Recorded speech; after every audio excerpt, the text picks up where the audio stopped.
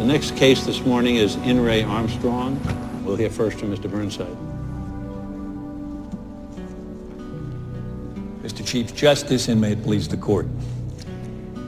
In 1972, in Brandsburg v. Hayes, this court ruled against the right of reporters to withhold the names of their sources before a grand jury.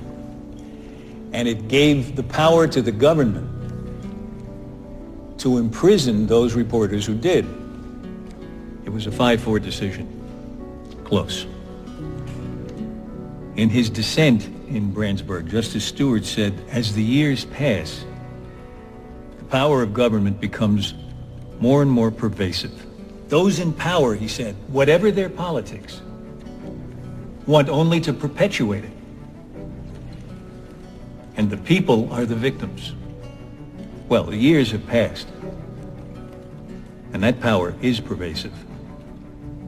Ms. Armstrong could have buckled to the demands of the government.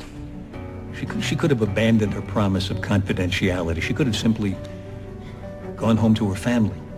But to do so would mean that no source would ever speak to her again, and no source would ever speak to her newspaper again. And then tomorrow, when we lock up journalists from other newspapers, we'll make those publications irrelevant as well. And thus we'll make the First Amendment irrelevant.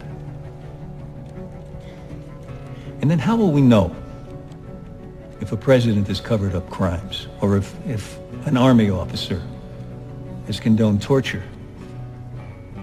We as a nation will no longer be able to hold those in power accountable to those whom they have power over. And what then is the nature of government when it has no fear of accountability? We should shudder at the thought. Imprisoning journalists? That's for other countries. That's for countries who fear their citizens, not countries that cherish and protect them.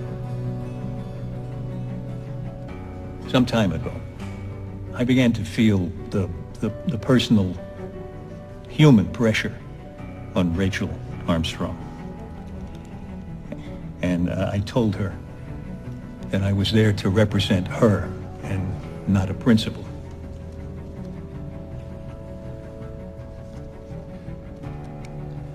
And it was not until I met her that I realized that with great people,